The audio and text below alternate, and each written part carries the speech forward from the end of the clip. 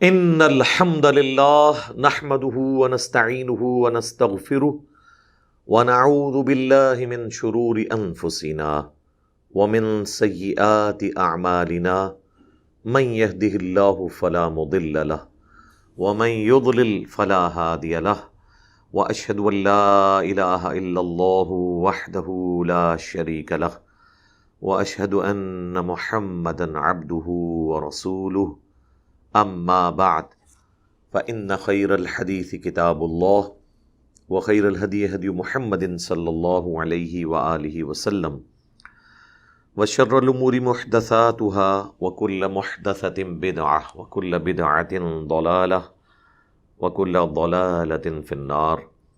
اعوذ بالله السميع العليم من الشيطان الرجيم من همزه ونفخه ونفثه. بسم الله الرحمن الرحيم. رب اشرح لي صدري ويسر لي امري واحلل عقدة من لساني يفقهوا قولي. بسم الله الرحمن الرحيم. ان الله وملائكته يصلون على النبي يا ايها الذين آمنوا صلوا عليه وسلموا تسليما. اللهم صل على محمد وعلى آل محمد كما صليت على إبراهيم وعلى آل إبراهيم إنك حميد مجيد. اللهم بارك على محمد وعلى آل محمد كما باركت على إبراهيم وعلى آل إبراهيم إنك حميد مجيد.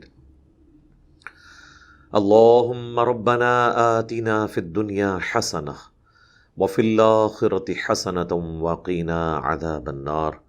ربنا آتنا من لدنك رحمة وهيئ لنا من أمرنا رشدا.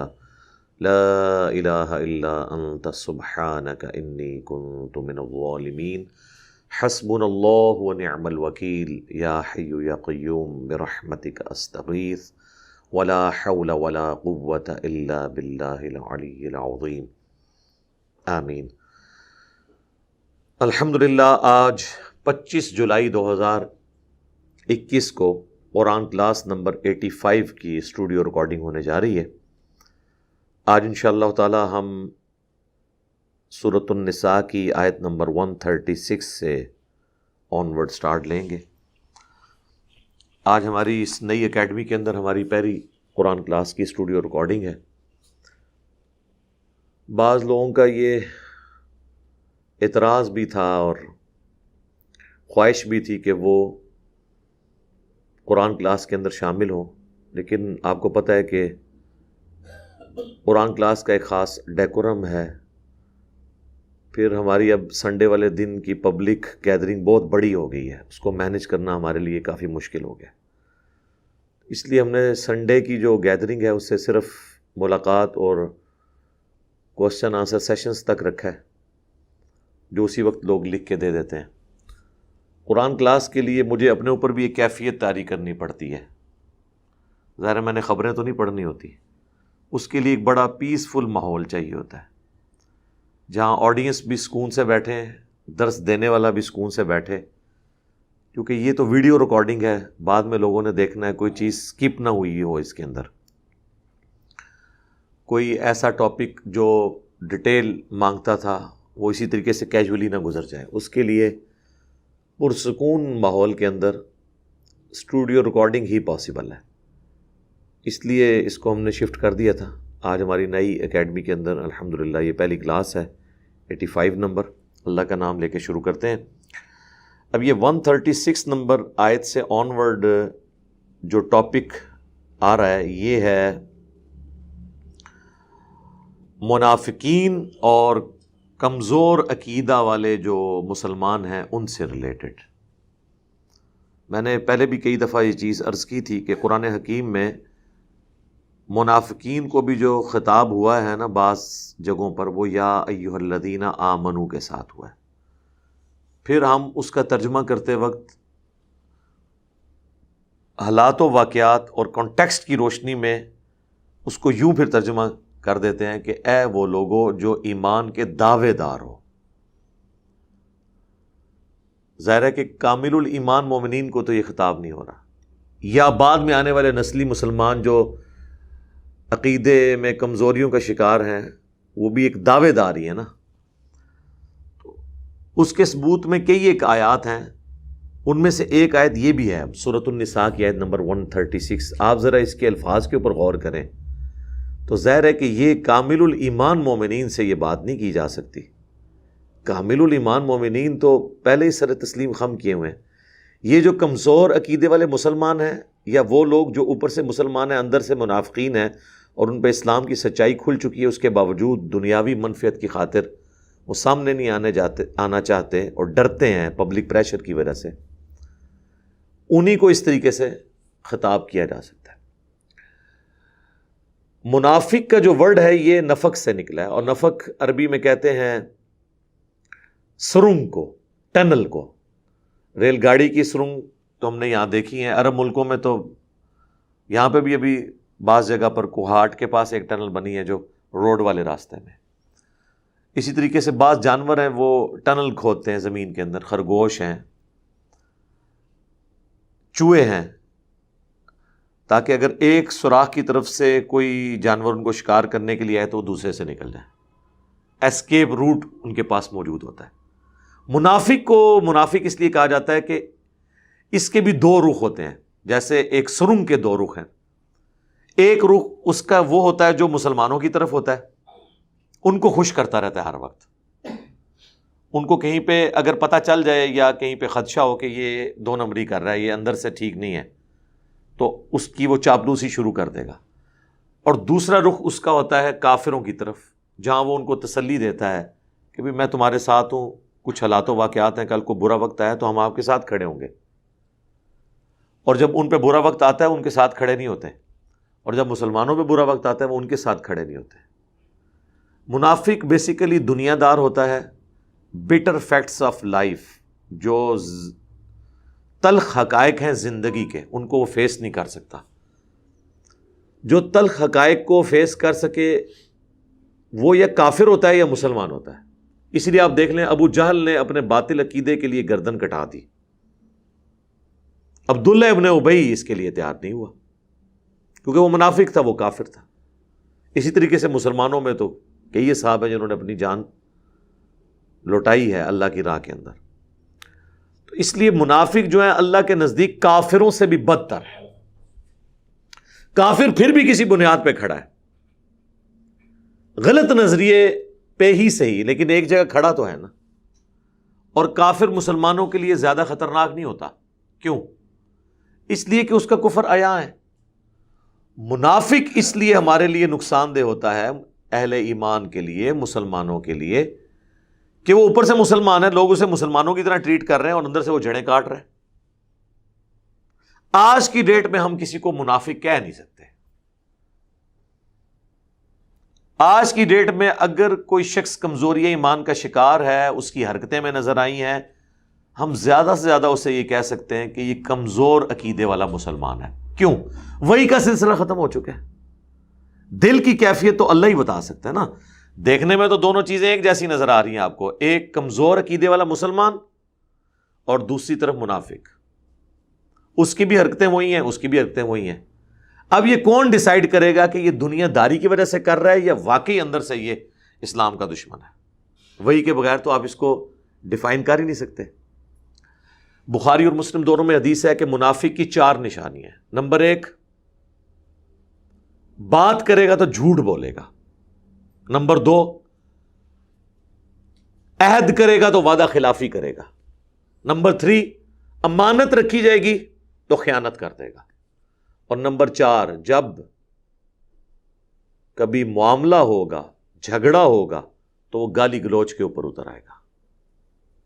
اب مجھے بتائیں ان 4 میں سے کون سی ایسی نشانی ہے، کوئی ایک نشانی جو کوئی مسلمان دنیا میں دعویٰ کر سکے کہ میرے ساتھ ایسا نہیں ہوا الا ماشاء اللہ. اور نبی نے اسلام فرمایا جس میں 4 پائی جائیں وہ پکا منافق، جس میں 1 پائی جائے وہ منافقت کے اوپر، ایک شاخ کے اوپر تو ہے.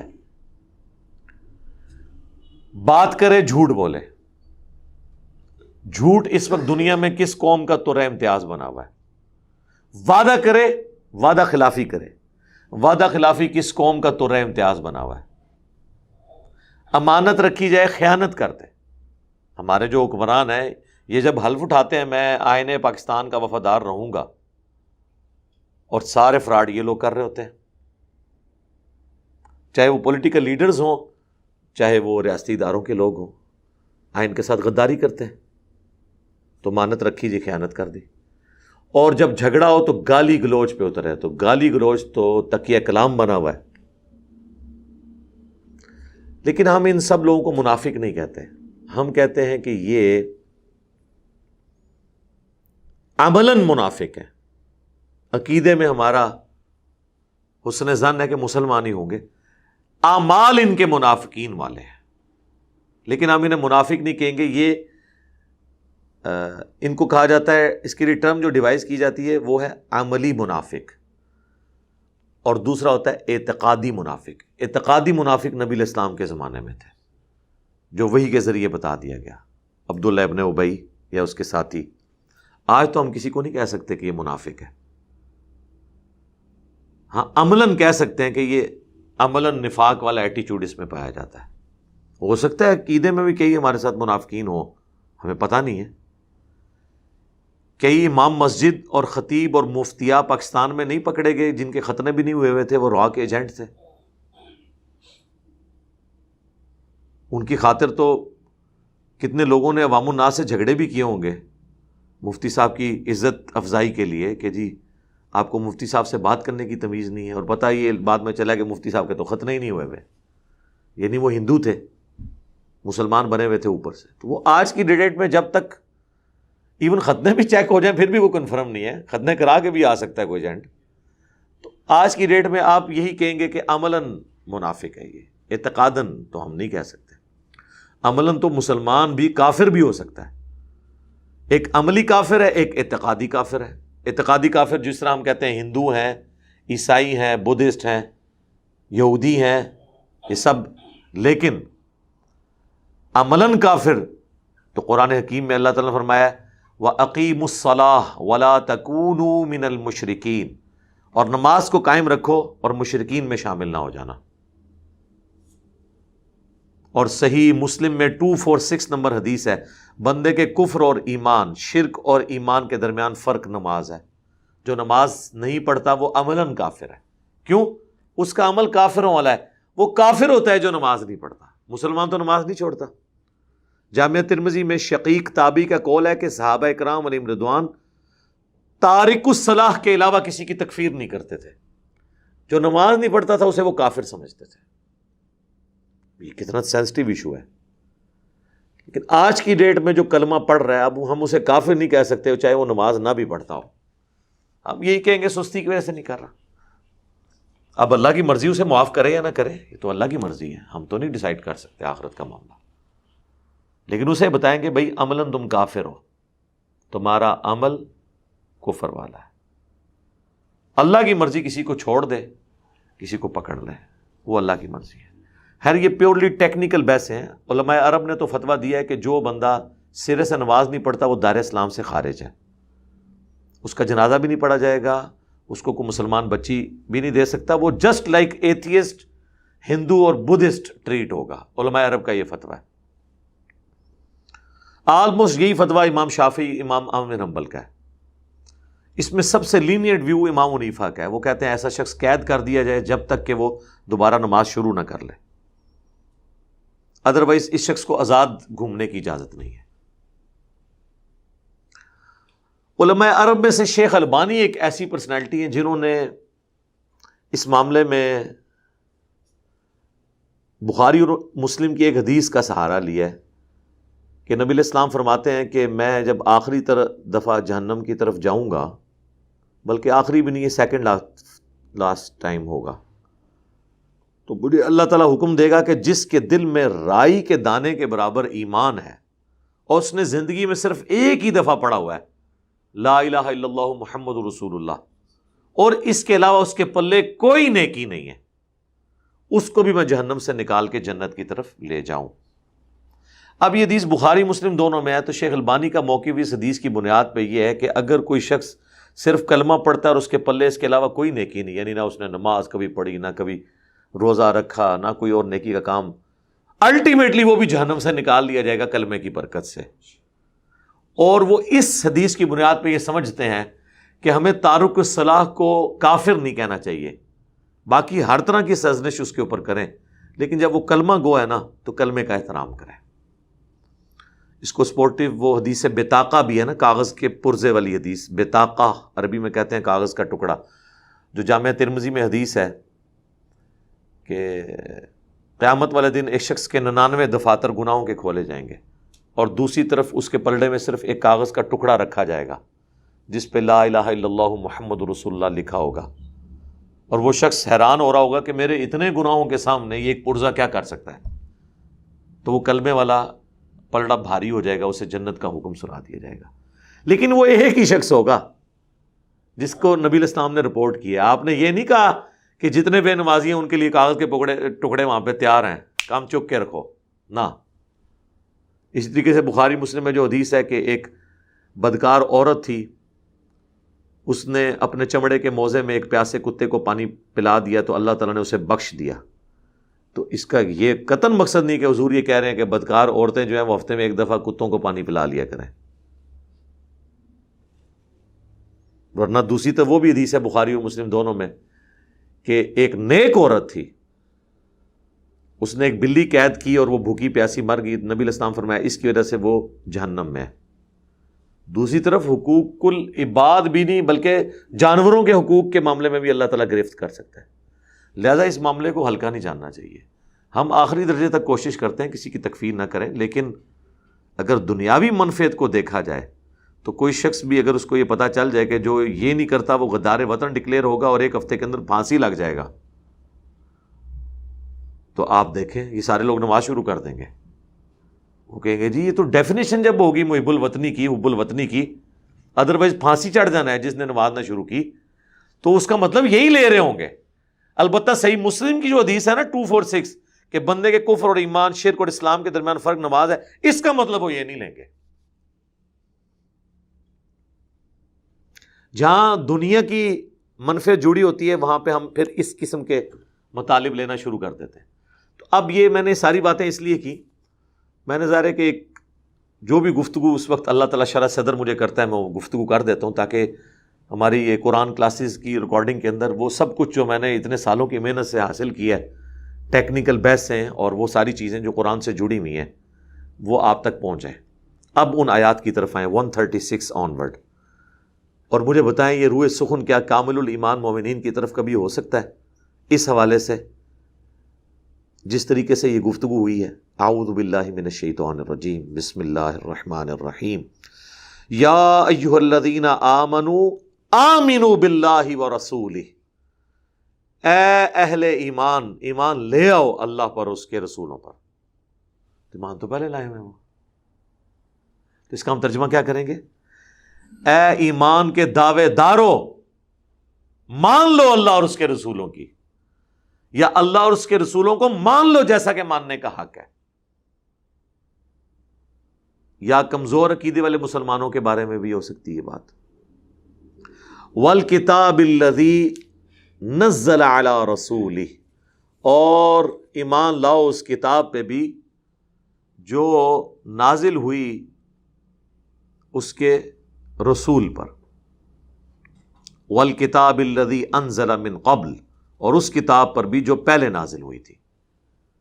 ساری کتابوں پہ ایمان لے کر آؤ. وَمَن يَكْفُرْ بِاللَّهِ، اور جو کوئی کفر کرے گا اللہ کے ساتھ، وَمَلَائِكَتِهِ، اور اللہ کے فرشتوں کے ساتھ. وَمَن يَكْفُرْ بِاللَّهِ وَمَلَائِكَتِهِ وَكُتُبِهِ وَرُسُلِهِ، جو کوئی کفر کرے گا اللہ کا، فرشتوں کا، کتابوں کا، رسولوں کا، والیوم الآخر، اور آخرت کے دن کا، فقد ضل ضلالا بعیدا، تو ایسا شخص بے شک گمراہ ہو گیا اور گمراہی میں بھی دور جا پڑا. یہ روح سخن جو ہے نا ان لوگوں کی طرف ہے کہ جو نبی علیہ السلام کی بعثت سے پہلے ایمان والے ہی تھے، جیوز اور کرسچنس، اس میں بھی اسپیسیفکلی کرسچنس. جوز نے تو پھر بھی حضرت عیسیٰ علیہ السلام کا انکار کیا، تو وہ ایمان والے تو تھے نا. تو انہیں کہا جا رہا ہے کہ ایمان لاؤ اللہ پر، اس کے سارے رسولوں کے اوپر. یعنی اب تمہارا ایمان تب مکمل ہوگا جب نبی الاسلام کو بھی مان لو گے. جیوز کو خطاب ہے کہ سارے نبیوں کو مان لو گے تو ایمان مکمل ہوگا. کرسچنز کو خطاب ہے کہ نبی الاسلام کو مانو گے تو ایمان مکمل ہوگا. تو یہ بھی اس کا. تو پھر یہ وہ لوگ کون تھے؟ منافقین. اس یہودی تھے نا جو منافق بنے تھے. اوپر سے کلمہ پڑھ لیا، اندر سے وہ کٹر یہودی تھے، اسلام کی جڑیں کاٹ رہے تھے. تو یہ روح سخن ان کی طرف بھی ہو سکتا ہے. ان الذین آمنوا، اب اس کو سپورٹی پھر اگلی بات بھی آ رہی ہے، اس سے آپ کو کھل جائے گا. یہ سارا ٹاپک ہے ہی منافقین سے ریلیٹڈ ہے. منافقین کے ٹاپک پہ 80 کے قریب آیات جو ہیں سورۃ النساء کے اندر ہے. سب سے زیادہ آیات اگر منافقین کے بارے میں آئی ہیں نا، وہ سورۃ التوبہ اور سورۃ النساء کے اندر ہے. اس کے بعد سورۃ المنافقون. اب دیکھیں یہ اب کس طریقے سے گفتگو چل رہی ہے.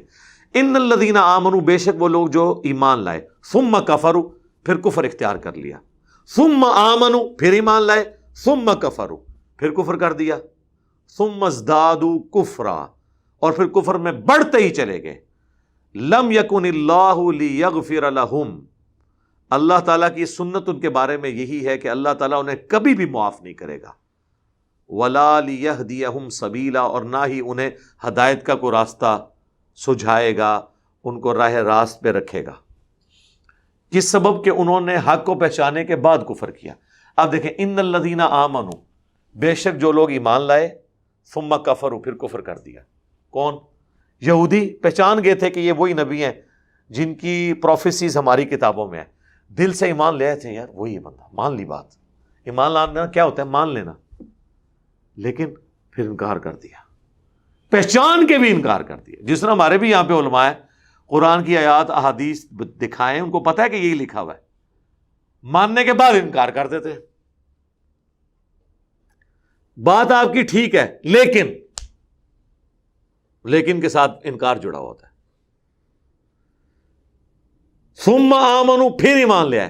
پھر کہیں دل نے جوش مارا نہ کہ یار یہ کیا کر رہے ہو، پیغمبر کا انکار کر دیا. پھر تھوڑا دل ایمان کی طرف مائل ہوا. ثم کفروا، پھر کفر کر دیا دنیاوی منفیت کی وجہ سے. یہ کردار کس کا ہوتا ہے؟ ماننا، انکار کرنا، پھر ماننا، پھر انکار کرنا. منافق کا. کبھی ادھر کبھی ادھر. ابھی تو سر یہ کنکلوڈ ہونا ہے ٹاپک. میں کوشش کروں گا آج کی کلاس میں یہ منافقین سے یہ متعلق یہ پورا جو ایک سمجھ لے ایک پیچ آیا نا سورۃ النساء کا، سر توبہ توبہ، کانوں سے دھواں نکالنے والا ہے. یہ آیت آپ نے کبھی قرآن پاک میں کبھی تفکر کیا اس آیت پہ؟ ایمان لائے پھر کفر کیا، پھر ایمان لائے پھر کفر کیا. کھیل تماشا بنایا ہوا.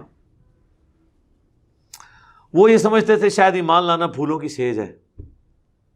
نہیں، ایسا نہیں ہے سر. ایمان لانے کا مطلب یہ ہے کہ مشکل وقت شروع. منافق آپ دیکھتے ہیں اس سے ہر بندہ خوش ہوتا ہے، کیونکہ وہ بات ہی ایسی زوم آنی کرتا ہے کہ وہ اس طرف بھی چلی جاتی ہے، اس طرف بھی چلی جاتی ہے. کوئی اس کو اس طریقے سے عملی جامہ پہنانے کی کوشش کرتا ہے، کوئی اس طریقے سے. یہ لوگ ہمارے کئی پولیٹیشین اس قسم کی گفتگو کرتے ہیں. بعض عدالتی فیصلوں میں ججز اس قسم کے ریمارکس دیتے ہیں کہ آپ دیکھتے ہیں کہ وہ فیصلے سے جب فارغ ہوتے ہیں تو دونوں طرف وہ روسٹم پہ کھڑے ہوتے ہیں، ایک طرف پی ٹی آئی والے، ایک طرف نونی والے. وہ کہتے ہیں ہمارے حق میں فیصلہ آیا ہے. ان دونوں کو انہوں نے ماموں بنایا ہوتا ہے. جنہوں نے فیصلے لکھے ہوتے ہیں کلیئر کٹ فیصلہ ہونا چاہیے، حق کے ساتھ کھڑے ہوں، باطل کو کہیں گے باطل ہے. یہ کیا کہ ایسی بات کرنی کہ خبر بن جائے اور بیچ میں سے نکل جائیں کہ ہمیں پارٹی بھی نہ بننا پڑے. تو یہ منافقانہ اپروچ ہوتی ہے. تو یہاں پہ بھی اللہ تعالیٰ اس چیز کو بیان کر رہا ہے. اب سنیں، بشر المنافقین، آ گیا لفظ. اس جملے نے کھول دیا کہ یہ جو گفتگو چل رہی ہے نا، یہ کس کانٹیکسٹ میں چل رہی ہے، کس کے لیے چل رہی ہے.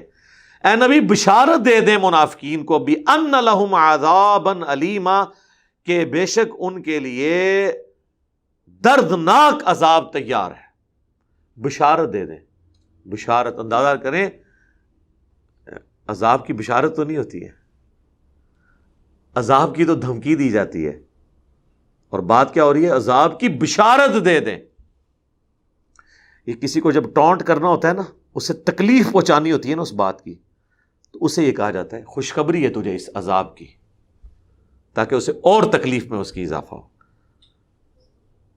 اللہم لا تجعلنا منہم، اللہم من احییتہ منا فأحیہ علی الاسلام ومن توفیتہ منا فتوفہ علی الایمان آمین۔ الذین یتخذون الکافرین اولیاء من دون المؤمنین، یہ وہ لوگ ہیں جنہوں نے کافروں کو اپنا دوست بنا لیا ہے اہل ایمان کو چھوڑ کے۔ کیوں دوست بنایا؟ کل کو اگر مسلمانوں کی یہ دعوت ناکام ہوئی تو ہم ادھر تو کھڑے ہی ہوں گے نا، تاکہ مشکل وقت آیا تو ہمارے پاس جائے پناہ تو کوئی موجود ہو۔ اللہ تعالیٰ کی ورڈکٹ سنیں اس پہ، ایبتغون عندہم العزہ، کیا یہ کافروں کے پاس عزت تلاش کر رہے ہیں؟ فإن العزة للہ جمیعا، تو بے شک عزت تو ساری کی ساری اللہ کے پاس ہے، عزت کے لیے جا رہے ہیں۔ ادھر بھی آپ دیکھ لیں، ہمارے کئی حکمران ہیں، انہوں نے کافروں کے ساتھ دوستیاں گانٹھی ہوتی ہیں، ان ملکوں کے باقاعدہ انہوں نے یعنی ویزے لیے ہوئے ہوتے ہیں، بلکہ نیشنلٹیز لی ہوتی ہیں۔ ہمارے پولیٹیشنز میں بھی، ریاستی اداروں کے لوگوں میں سے بھی، جس طرح ادھر سے فارغ ہوتے ہیں سیدھا اپنے بزرگان بے دین کے پاس پہنچ جاتے ہیں۔ ظاہر ہے بے دین لوگوں کے بزرگ بھی بزرگان بے دین ہی ہوں گے نا، ادھر ان کی نوکری کرتے رہتے ہیں، پھر ڈائریکٹلی جا کے ان کے نوکر ہو جاتے ہیں، صرف دنیاوی عزت کمانے کے لیے۔ تو مجھے بتائیں دنیا میں کوئی عزت ہے ان کی؟ سوشل میڈیا نے تو بڑے بڑے سو کالڈ عزت داروں کی بھی عزت نہیں، بے عزتی بھی خراب کر کے رکھتی ہے۔ عزت نہیں صرف خراب کی ہے، بے عزتی بھی اتنے برے طریقے سے ہوئی ہے۔ وَقَدْ نَزَّلَ عَلَيْكُمْ فِي الْكِتَابِ، اور بے شک تم پر کتاب میں اتارا گیا، ان اذا سمعتم، کہ جب کبھی تم سنو، آیات اللہ یکفر بہا، کہ کہیں پر اللہ کی آیات کا کفر لوگ کر رہے ہیں، وَيُسْتَهْزَأُ بِهَا، اور اللہ کی آیات کا مذاق اڑا رہے ہیں، فَلَا تَقْعُدُوا مَعَهُمْ، تو تم ان کے ساتھ مت بیٹھو۔ یہ سورۃ الانعام چونکہ ترتیب میں پہلے نازل ہوئی ہے، اس میں یہ آیت آئی تھی کہ اس وقت ظاہر مسلمان ذرا اس طرح مضبوط تو نہیں تھے، کافروں کی مجلس میں مجبوراً باپ کافر ہے، بیٹا مسلمان ہے، اور وہاں پہ وہ اسلام کا مذاق اڑایا جا رہا ہے، تو مسلمانوں کو کہا گیا کہ اگر تم ان کو روک نہیں نہ سکتے، کم از کم اتنا کرو کہ جب وہ اسلام کے خلاف بول رہے ہوں، اللہ اور اس کے رسول کا مذاق اڑا رہے ہو نا، اتنی دیر کے لیے وہاں سے اٹھ جایا کرو۔ ظاہر ہے جی مومن رہ کہاں جاتا ہے کہ اس کے سامنے اللہ رسول کا مذاق اڑایا جا رہا ہو اور وہ سنتا رہے وہاں پہ بیٹھ کے، یا تو اٹھ جائے تو یا سیدھا ان کو جواب دے۔ اب وہ چونکہ پہلے ایک دھمکی آئی تھی نا، اب اگلی دھمکی اس سے زیادہ سخت آ رہی ہے کہ ہم نے پہلے یہ تم پہ نازل کیا تھا، فلا تقعدوا معهم حتى يخوضوا في حديث غيري، ان کے پاس مت بیٹھو یہاں تک کہ وہ کسی اور بات میں مشغول ہو جائیں، انکم اذا مثلهم، اور اگر تم نے ایسا نہ کیا تو تم بھی انہی میں شمار کر لیے جاؤ گے۔ کلمہ گو ہونے کے باوجود کافروں کے پاس اسلام کا مذاق اڑایا جا رہا ہو اور آپ اس مجلس میں بیٹھے ہوں، آپ کو بھی اللہ کافر اور منافق کی شمار کرے گا۔ کتنا گاڑا فتویٰ ہے۔ کہتے ہیں جی وہ قرآن دے ایک ایک لفظ جو رحمت ٹپک دی ہے، اور رحمت بھی کیڑی جڑی انہوں نے دسی ہوئی ہے۔ وہ رحمت یہ کہتے ہیں کہ کھل کے اللہ کی نافرمانیاں کرو، اینڈ پہ کہہ دو یا اللہ جو کچھ بھی ہے تیرے محبوب کی امت سے سب کچھ فارغ۔ اور اللہ تعالیٰ اتنا غیرت مند ہے، اللہ تعالیٰ فرما رہا ہے کہ اگر کافروں کے پاس تم بیٹھے ہو، تم نے کوئی کلمہ کفر نہیں بولا، لیکن کافر قرآن کی آیات کا مذاق اڑا رہے ہیں اور تم ان کے پاس بیٹھے رہے ہو، تو اللہ تمہیں بھی کافر ہی شمار کرے گا۔ اٹھ جاؤ، بول نہیں سکتے اٹھ جاؤ، کم از کم گونگے شیطان نہ بنو۔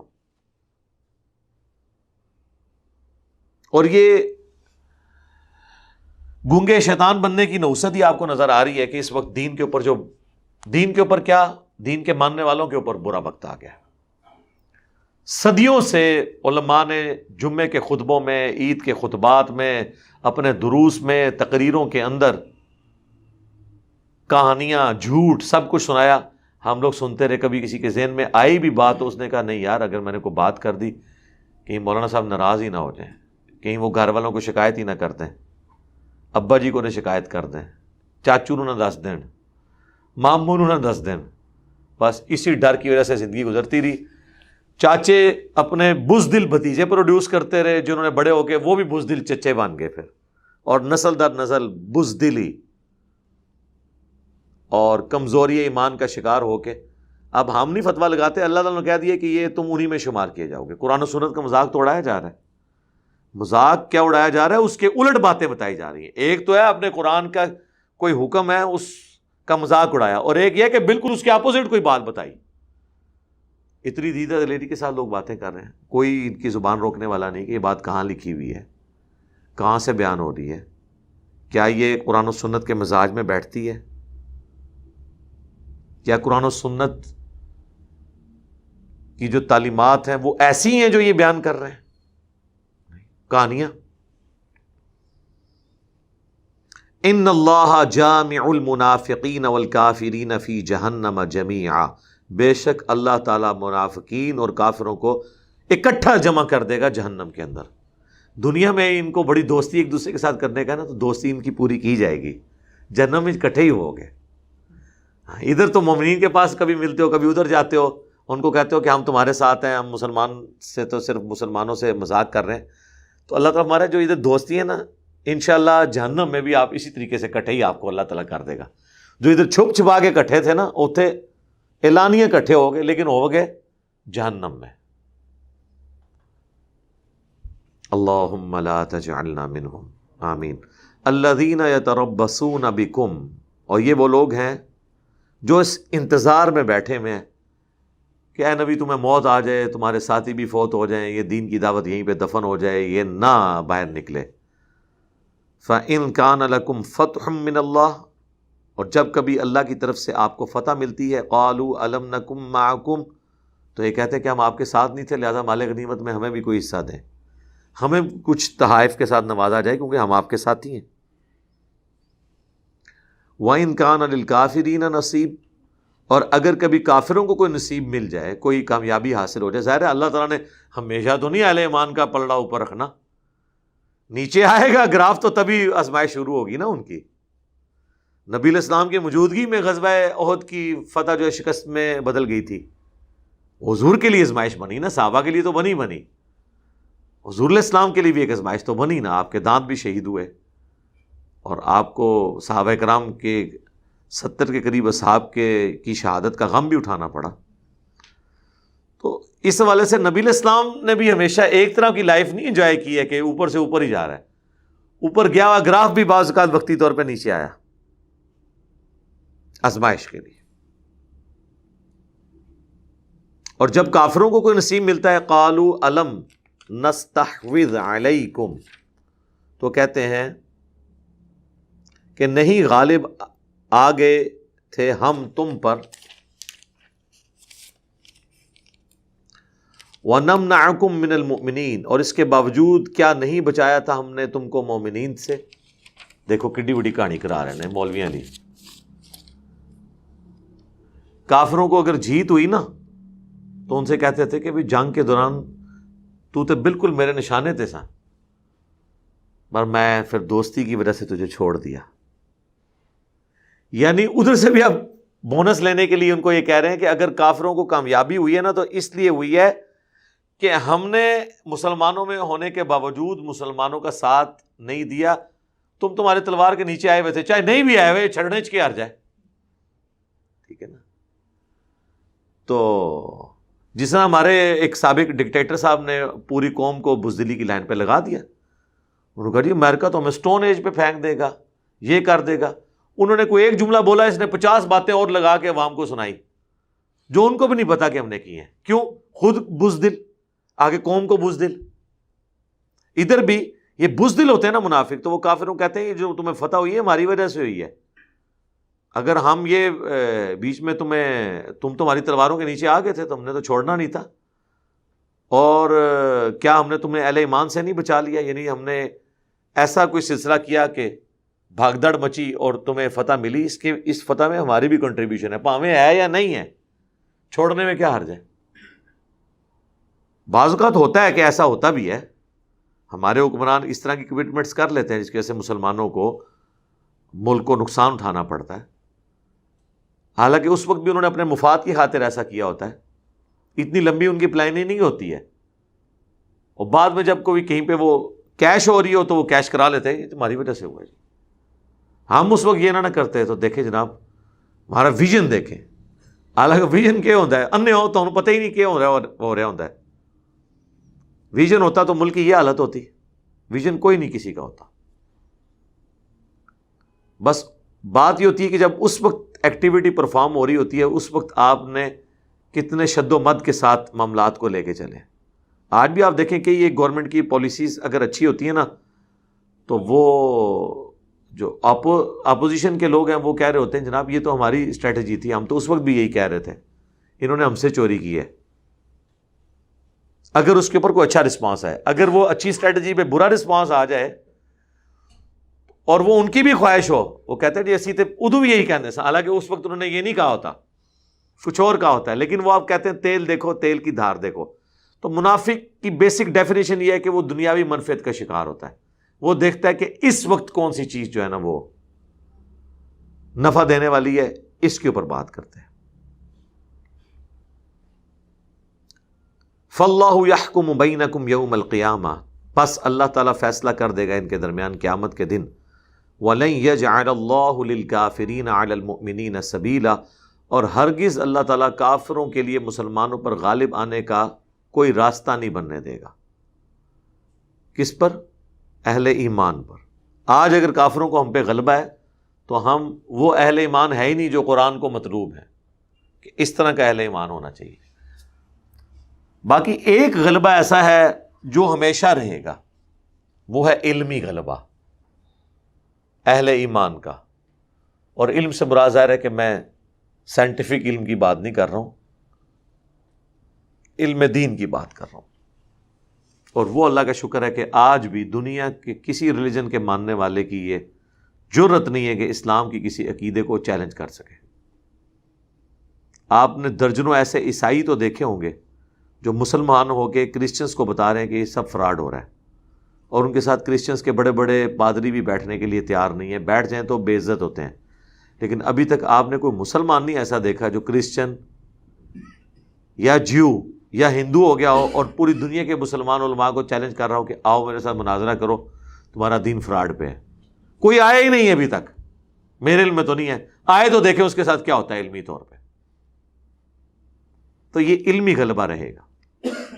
اسی لیے جو بخاری و مسلم کی حدیث ہے نا, جو اکثر جہادی تنظیمیں اپنے اوپر لگاتی ہیں کہ قیامت تک میری امت کا ایک گروہ حق پہ قائم رہے گا, کوئی نقصان پہنچانے والا ان کو نقصان نہیں پہنچا سکے گا, وہ حق کی خاطر قتال کرتے رہیں گے اور غالب رہیں گے. تو امام بخاری نے اس حدیث کے ساتھ لکھا ہے ہوا اہل العلم, اس سے مراد اہل علم ہے. اب امام بخاری سے کوئی پوچھے کہ آپ اہل علم کیوں لکھ رہے ہیں, یہاں تو قتال کا ذکر ہے. ان کو پتا تھا قتال کا ذکر ہے. قتال ہمیشہ تلوار کے ساتھ نہیں ہو رہا ہوتا, بعض کا زبان کے ساتھ, علم کے ساتھ. اس کے لیے بھی قتال کا لفظ ہے. جس طرح کہ صحیح مسلم میں حدیث ہے کہ اللہ تعالیٰ نے جب بھی کوئی نبی مبعوث کیا, یہ میں نے کربلا والے ریسرچ پیپر میں بھی حدیث ڈالی ہے, تو اس کے ساتھی کچھ ایسے ہوتے تھے ڈیڈیکیٹڈ جو اس کا ساتھ دیتے تھے. اور جس طرح نبی کے احکامات ہیں ان کو منوان اسی طریقے سے لے کے چلتے تھے. اور حضور نے فرمایا یہ سب کچھ ہر نبی کے ساتھ ہوا, انکلوڈنگ نبی الاسلام بھی. پھر جب وہ نبی کے ساتھی فوت ہو جاتے ہیں, پھر ایسے لوگ ان کے جانشین بنتے ہیں کہ وہ کہتے ہیں جس پہ عمل نہیں کرتے, اور وہ کرتے ہیں جس کا حکم نہیں دیا گیا ہوتا, بالکل الٹ چلتے ہیں. ایسے لوگوں کے ساتھ جو ہاتھ سے قتال کرے وہ مومن ہے, جو زبان سے قتال کرے وہ مومن ہے, جو دل سے قتال کرے وہ بھی مومن ہے, لیکن وہ سب سے کمزور درجے پہ ہے جو دل میں برا ہے. اچھا, آپ حضور علیہ السلام زبان سے بولنے کو بھی قتال کہہ رہے ہیں, دل میں برا جاننے کو بھی قتال کہہ رہے ہیں. لہذا امام بخاری کی بات وزنی ہے کہ جو قیامت تک ایک گروہ حق پر قائم رہے گا اور قتال کرتا رہے گا, یہ قتال سے مراد ہمیشہ آرمڈ کنفلکٹ نہیں ہوگا, جہاد بھی سیف نہیں ہوگا, علمی بھی ہوگا. یہ دونوں چیزیں اس میں امپلائڈ ہیں. باقی آپ قتال دیکھ رہے ہیں, مسلمان کا گلا کاٹ رہا ہے اسلام کے نام کے اوپر, ہم تو یقین کریں کافروں کو منہ دکھانے کے قابل نہیں ہے. جب تک وہ کافر ہے وہ سکون میں ہے، جیسے ہی مسلمان ہوتا ہے اس کو بیچارے کو ٹینشن پڑ جاتی ہے کہ میں ایک فرقے میں گیا دعا نہ من چک دے، اور چکے گا بھی کہے کہ انہوں چک کے میں جنت ہی جانا ہے. جو بیچارہ اپنی جنت پکی کروانے کے لیے اسلام میں داخل ہوا اس کو مار کے ایک نسلی مسلمان اپنی جنت پکی کر رہا ہے، تو وہ تو ڈرے گا کہ بھئی ٹھیک ہے میں کافر ہی رہتا ہوں. یہی حالت ہے. یہ کتنے شرم کا مقام ہے کہ ہمارے جو حق گو لوگ ہیں یا جن سے لوگ علمی اختلاف رکھتے ہیں ان کو جائے پناہ یورپ اور امریکہ میں ملتی ہے. لوگ کہتے ہیں جی باہر ٹور جاؤ، باہر وہ سمجھ رہے ہیں جنت ہی جا رہے ہو. اور ویسے کو جی پاکستان اسلام کا قلعہ ہے. اچھا قلعہ اگر پاکستان ہے تو حق گو لوگوں کو باہر کیوں جانا پڑتا ہے؟ محفوظ تو قلعے میں ہوتا ہے بندہ، قلعے سے باہر نکل کے محفوظ ہوتا ہے. اس کا مطلب ہے سب ہم نے اپنے آپ کو دھوکہ دیا ہوا ہے. یہاں ان کی امپائر اتنی بڑی ہیں کہ یہ لوگ اپنے خلاف کوئی بات سننے کے لیے تیار نہیں ہیں، چاہے وہ دینی پیشوا ہوں یا پولیٹیکل لیڈرز ہوں.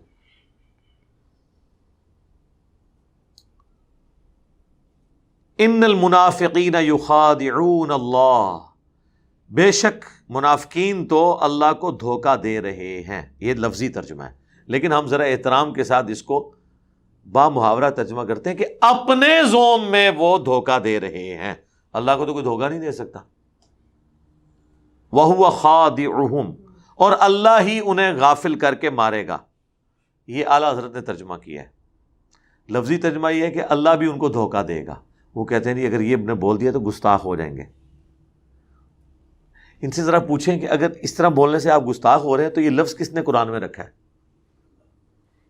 سورۃ البقرہ میں آیا نا کہ یہ اللہ سے مذاق کرتے ہیں، اللہ بھی ان سے مذاق کرتا ہے. ادھر بھی انہوں نے ترجمہ پتہ کیا کیا اعلیٰ حضرت نے؟ یہ اپنے زوم میں اللہ سے مذاق کیا چاہتے ہیں اور اللہ ان سے استہزاء فرماتا ہے. عربی کا لفظ لکھتا تو ترجمہ ہی نہیں کیتا. انہوں نے کہا اگر میں لکھتا نا اللہ مذاق کرتا ہے تو مذاق تو نٹوریس چیز ہے، اللہ کی طرف منسوب کریں گے. بھائی اللہ کی یہ نٹوریس چیز اللہ کے کیس میں نہیں ہے. اللہ اس کو آپ یہ کریں کہ اللہ مذاق کرتا ہے جیسا کہ اس کی شان کے لائق ہے، یہ ترجمہ کریں نا. واللہ خیر الماکرین، وہ قرآن میں آیا نا کہ انہوں نے بھی مکر کیا کافروں نے اور اللہ نے بھی مکر کیا اور اللہ سب سے بہتر مکر فرمانے والا ہے. ترجمہ انہوں نے پتہ کیا کر دیا؟ کافروں نے مکر کیا اور اللہ نے اپنی خفیہ تدبیر فرمائی، اور اللہ سب سے بڑھ کر خفیہ تدبیر فرمانے والا ہے. ٹھیک ہے، دل کے سکون کے لیے، پبلک کو سیٹسفائی کرنے کے لیے بڑا اچھا ترجمہ ہے، میں بھی اسے انجوائے کرتا ہوں. لیکن عربی مکر ہی لکھا ہوا ہے دویا واسطے. کہتے نہیں اردو زبان میں چونکہ یہ نٹوریس ورڈ ہے اس لیے ہم اس کو یوز نہیں اس طریقے سے کر سکتے. یعنی انہوں نے لوگوں کو ایجوکیٹ نہیں کرنا. اس کا نقصان کیا ہوا ہے؟ قرآن کے جو واضح الفاظ تھے ان کے انہوں نے ترجمے ہی تبدیل کر دیے. ماں کا وہ جو آیت ہے وما محمد الا رسول قد خلت من قبلہ الرسل افئن مات او قتل، محمد تو نہیں مگر ایک رسول، اگر یہ مر جائیں یا قتل ہو جائیں تو کیا دین سے الٹے قدم تم پھر جاؤ گے؟ اس کا ترجمہ بدل دیا. اگر یہ وصال فرما جائے، یہ شہید ہو جائے، کوئی کرے گا پردہ فرما جائے، کوئی کہے گا جو تھوڑا سا سمجھدار ہوگا وہ وفات کر لے گا. وہ جو ہے نا افئن مات، اس کا تو ترجمہ تھا اگر یہ مر جائے. وہ کہتے ہیں یہ لفظ بول ہی نہیں سکتے ہم، گستاخی ہو جائے گی. تو اللہ تو بول رہا ہے قرآن میں، اللہ بول سکتا ہے، ہم نہیں بول سکتے. اچھا تو حضرت ابو بکر نے پھر کیوں بول دیا من کان یعبد محمدا فإن محمدا قد مات، جو کوئی بھی محمد کی عبادت کرتا تھا جان لے کہ محمد مر چکے. بس اب اس کے بعد ان کے سارے وسوسے سیٹل. اب آپ ان کے ہر سوال کا جواب دے لیں تو ان کے پاس پھر اگلا پروپیگنڈا شروع ہو جائے گا، اور پروپیگنڈا کرنے میں یہ قوم ماہر ہے. تو کوئی عرض نہیں اس میں آپ کریں. آپ بریکٹ میں لکھ لیں کہ منافقین اللہ کو دھوکہ دیتے ہیں، اللہ بھی انہیں دھوکہ دے گا جیسا کہ اس کی شان کے لائق ہے. یہ کر لیتا.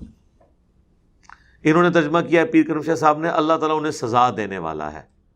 وَهُوَ خَادِعُهُمْ کا ترجمہ یہ کرتا ہے سزا دینے والا ہے، اور بریکٹ میں لکھ دیا اس دھوکہ بازی کی. دھوکے کا لفظ پھر کافروں کی طرف منسوب کر دیا. یہ الفاظ کا کھلواڑ ہے جس میں یہ قوم الجھی ہوئی ہے. اللہ نے سادہ زبان میں قرآن نازل کیا تھا. اس کا اسی لیے میں کہتا ہوں نا کہ جو بالکل ایک نیو مسلم یا کوئی کافر جو عربی جانتا ہے نا، جو قرآن کا ترجمہ وہ لے رہا ہے نا، وہ وہی ترجمہ ہوگا جو صحابہ کرام نے پہلی دفعہ قرآن کو سن کے سمجھا ہوگا. یعنی اگر آپ کافر کے سامنے لکھیں قرآن میں لکھا ہے ایاک نعبد و ایاک نستعین، اور اسے عربی بھی آتی ہو، یا آپ اسے ترجمہ کر کے اے اللہ تیری عبادت کرتے ہیں، تجھی سے مدد مانگتے ہیں، اس کو کہیں گے یہ بعض لوگ بابوں کو پکارتے ہیں، وہ کہے گا نہیں یہ تو قرآن کے خلاف ہے. لیکن جو پکار رہا ہے نا مسلمان، وہ نہیں مانے گا، کیونکہ وہ پری ڈیٹرمنٹ ریزلٹس کے ساتھ. وَإِذَا قَامُوا إِلَى الصَّلَاةِ قَامُوا كُسَالَىٰ، اور اگر یہ نماز کے لیے کھڑے بھی ہوتے ہیں نا تو بڑے بوجھل دل کے ساتھ. ظاہر ہے کہ اب ایک کام آپ نے کرنا ہی نہیں، بغیر وضو کے بھی کھڑے ہو جاتے ہوں گے، کیونکہ صحیح مسلم میں حدیث ہے، حضرت عبداللہ بن مسعود کہتے ہیں کہ نبی علیہ السلام کے زمانے میں اگر کوئی بیمار بھی ہوتا تھا نا تو 2 بندوں کے سہارے وہ گھسٹتا ہوا بھی مسجد میں آتا تھا، کہیں اسے منافق نہ شمار کر لیا جائے، کیونکہ اس زمانے میں نماز چھوڑنے والا یا کافر ہوتا تھا یا منافق. آج کل کا تو مبارک دور نہیں تھا نا کہ جو مرضی کریں مسلمان ہی رہیں، اور سب سے بڑے مسلمان. آپ کانوں میں جناب بالیاں ڈالیں، مندریاں ڈالیں، ہاتھوں میں انگوٹھیاں پہنیں، نماز ایک نہ پڑھیں، غسل کا آپ کو طریقہ نہیں آتا، بس گستاخانہ کارٹون اور فلموں کے اوپر سب سے اونچی آواز میں نعرہ لگا لیں آپ سب سے بڑے مومن کامل. صحابہ کے زمانے میں یہ کرائٹیریا نہیں ہوتا تھا، اور مسجد کے باہر نعرے مارتے رہے اور اذان اور مسجد میں آ کے نماز نہ پڑھیں. نماز کے لیے کوئی کہتے جی کپڑے نہ پاک نے میرے، ہر وقت ہی کپڑے نہ پاک. تو ان کو پھر یہی کہنا چاہیے بے شرمو، ناپاک کپڑے میں اللہ رسول کا نام لے رہے ہو، جاؤ پہلے پاک تو ہو کیا ہو یار، پلیدو. داڑھی والے اس دن شرما رہے ہوتے ہیں کہ شاید ہمارا عشق رسول تو کوئی نہیں، یہ لوگ عاشق رسول ہیں. سب فراڈ ہے سر، یہ لیپ اپ ہوتی ہے، ان سے کوئی پریشان نہ ہوا کرے. ہم نے عوام کو جو کانفیڈنس لیول دیا ہے نا، وہ یہی تو ہے کہ کسی کی داڑھی سے، کسی کے نعروں سے، کسی کے رونے دھونے سے، لوگ دانش کی موت پہ بھی روئے تھے، کوئی فرق نہیں پڑتا. کسی کے لیکچر سننے سے آنکھوں میں آنسو آ جائیں، سر ایسے ایسے زبردست قسم کی ٹونز موجود ہیں، آپ فضولیات کے پیچھے بھی وہ لگا دے تو آپ کے آنسو نہیں رکیں گے. یہ تو ایک پورا فن ہے آنسو نکالنا. ایسی ایسی آپ کے پاس جو ہے نا وہ بیک گراؤنڈ ساؤنڈز موجود ہیں، تو اس سے آپ دھوکہ نہ کھائیں، وہ علمی بات کریں. رونا آ رہا ہے کیا ہو گیا، رونے نال کے فرق پہنتا ہے، کوئی فرق نہیں پڑتا. تو اللہ تعالیٰ ماتا نماز کے لیے بھی کھڑے ہوتے ہیں تو بڑے بوجھل دل کے ساتھ. ظاہر ہے جب نیت ہی نہیں اور پڑھنی پڑ جائے تو اسی طرح کھڑے ہوں گے. یراؤون الناس، اور وہ بھی لوگوں کے دکھانے کے لیے کھڑے ہوتے ہیں، کیونکہ اس زمانے کے اندر نماز اس لیے پڑھنی پڑتی تھی بندہ کافر ڈکلیئر ہو جاتا تھا. یقین کرے اس زمانے کے منافق آج آ جائیں نا تو کہیں واہ کیا بات ہے. ٹھیک ہے، آج کل تو منافق بننا بہت سوکھا ہو گیا ہے. اس زمانے میں منافق بننا بھی اوکھا سی، مسلمان بننا بھی اوکھا سی. منافق میں بھی 5 نمازاں پڑھنی ہے مہندی سن. آج کل مسلمان بننا جتنا آسان ہے نا، اس سے زیادہ مشکل اس زمانے میں منافق بننا تھا. وَلَا يَذْكُرُونَ اللَّهَ إِلَّا قَلِيلًا، اور اللہ کا ذکر بھی نہیں کرتے اس نماز میں مگر کم. کیا نماز میں ذکر کرنا ہے انہوں نے جب وہ کھڑے ہی منافقت کے ساتھ ہیں. مذبذبین بین ذالک، ڈاواں ڈول ہے دونوں طرف. لا الہ ہؤلاء ولا الہ ہؤلاء، نہ ادھر کے ہیں نہ ادھر کے، آسیلیٹ کر رہے ہیں، کبھی مسلمانوں کی طرف کبھی کافروں کی طرف، کبھی ادھر پڑھنا بھاری تو ادھر ہو گئے. سورۃ البقرہ میں شروع میں آیا تھا نا، ان کی مثال ہے جیسے بجلی کڑک رہی ہو، بارش ہو، روشنی آئے تو چلتے رہتے ہیں اور جب اندھیرا ہو جائے تو رک جاتے ہیں. جب حالات سازگار ہوں گے تو چلیں گے، اور جب برا وقت آئے گا تو رک جائیں گے. سورۃ الحج میں آئے کہ بعض لوگ ہیں جو دین پہ صرف کنارے کنارے چلنا چاہتے ہیں. یہ ممی ڈیڈی قسم کے مسلمان. آج کل بھی ممی ڈیڈی آپ کو اکثر مسلمانوں سمجھتے ہیں بس نماز پڑھ لیے تو بس اب سب کچھ ہو گیا ہے اور باقی اور کچھ کرنے کی ضرورت نہیں ہے. وَمَن يُضْلِلِ اللَّهُ فَلَن تَجِدَ لَهُ سَبِيلًا، اور جسے اللہ ہی گمراہ کر دے تو وہ کبھی بھی ہدایت کا راستہ نہیں پائے گا. اللہم اہدنا فیمن ہدیت، آمین. اللہم اہدنا الصراط المستقیم صراط الذین انعمت علیہم غیر المغضوب علیہم ولا الضالین، آمین. یا ایھا الذین آمنوا لا تتخذوا الکافرین اولیاء من دون المؤمنین، اے اہل ایمان مت کافروں کو اپنا دوست بناؤ مومنین کو چھوڑ کر. اب مجھے بتائیں یہ حضرت ابو بکر عمر عثمان و علی کو تو نہیں کہا جا رہا نا کہ اہل ایمان ان کے ساتھ دوستیاں نہ گانٹھو. اس سے مراد اے ایمان کے دعوے دارو، یعنی منافقین یا کمزور عقیدے والے مسلمین، آج کل کی اکثریت. اتریدون ان تجعلوا للہ علیکم سلطانا مبینا، کیا تم یہ ارادہ کرتے ہو کہ تم اللہ کے حضور اپنے خلاف واضح دلیل بنا لو؟ اللہ کو تو پتہ ہے تم نے کہاں یاریاں گاٹھی ہوئی ہے. تو اس سے پتہ چل گیا کمزور ایمان والوں کے لیے روئے سخن یہ ہو سکتا ہے کہ ایک طرف تم اللہ کو مان بھی رہے ہو تو اللہ کے ہاتھ میں تم ایک مضبوط دلیل دے رہے ہو اپنے خلاف، کہ دنیا میں تم نے کافروں سے بھی دوستیاں گانٹھی ہوئی تھی اور دل میں امید لگائی تھی اللہ کی رحمت بہت وسیع ہے، وہ تو معاف کر ہی دے گا. یار اللہ تعالیٰ اس طرح معاف کرے گا کسی کو کہ آپ کی وجہ سے مسلمان قتل ہو جائے، مسلمانوں کا جینا دوبر ہو جائے، صرف آپ کی منفعت کی خاطر. آپ نے اپنی جان بچانے کی خاطر کتنے مسلمانوں کو کافروں کی بھیڑ چڑھا دیا ہو، اور آپ اللہ سے کہیں گے اللہ منو معاف کر دے. اتنا سادہ معاملہ نہیں میرے بھائی. ان المنافقین فی الدرک الاسفل من النار، بے شک منافقین دوزخ کے سب سے نچلے طبقے میں ہوں گے. ولن تجد لہم نصیرا، اور وہاں ان کا کوئی مددگار بھی نہیں ہوگا. کافروں سے بھی نچلے درجے پہ ہوں گے، کیونکہ کافروں کی دشمنی عیاں تھی، ان سے بچنا دنیا میں اہل ایمان کے لیے آسان تھا. منافقین تو اندر سے جڑیں کاٹتے رہے، اس لیے ان کی سزا بھی ان سے زیادہ ہے اگرچہ کلمہ گو ہے. الا الذین تابوا، اب اللہ تعالیٰ کی رحمت کی صفت، ہاں اگر کوئی توبہ کر لے، وَأَصْلَحُوا، اور پاکستانی توبہ نہ ہو، یہ مطلب ہے اس کا. پاکستان میں تو کام چک کے رکھو، اینڈ دیکھو یا اللہ معاف کر دے. وَأَصْلَحُوا، اپنی اصلاح کر لے. اصلاح کا مطلب پتہ کیا ہوتا ہے؟ جو کرتوت کیے ہیں نا پچھلے، اس پہ شرمندگی ہو، جن جن کا حق غصب کیا ان سے معافی مانگے، اور آئندہ یہ نہ کرنے کا عہد کرے، کیونکہ حقوق کی بات تو عوام نے معاف کرنے ہیں. اسی لیے کہا جاتا ہے حکمرانی بڑا مشکل کام ہے. حکمران تو توبہ کرنے سے اس کی بخشش ہی نہیں ہونی جب تک وہ عوام سے معافی نہیں مانگتا. عوام کی مرضی، معاف کرے یا نہ کرے. وَاعْتَصَمُوا بِاللَّهِ، اور مضبوطی سے اللہ کا دامن پکڑ لو، یعنی قرآن اور سنت کی تعلیمات کو. وَأَخْلَصُوا دِينَهُمْ، اور خالص کر دو اپنے دین کو، للہ، اللہ کے لیے. یعنی یہ جو گلابی مسلمان نہیں اللہ کو چاہیے، وہ کہتے ہیں ٹنا ٹن سنی اور وہ پپلا سنی، ٹنا ٹن مسلمان چاہیے بالکل. فَأُولَئِكَ مَعَ الْمُؤْمِنِينَ، تو ایسے لوگ ہیں جو قیامت کے دن پھر اہل ایمان کے ساتھ ہوں گے، یا دنیا میں بھی ایمان والوں میں شمار ہوں گے. اللہم اجعلنا منہم. وَسَوْفَ يُؤْتِ اللَّهُ الْمُؤْمِنِينَ أَجْرًا عَظِيمًا، اور ان قریب اللہ تعالیٰ نے اہل ایمان کے لیے بہت بڑا اجر تیار کر رکھا ہے قیامت والے دن.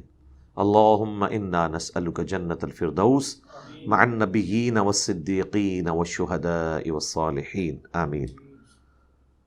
کیا درد والی اور سوز و گداز والی آیت آ رہی ہے. ما یفعل اللہ بعذابکم، اللہ کو کیا ملے گا تمہیں عذاب دے کر، ان شکرتم، اگر تم شکر گزار ہو.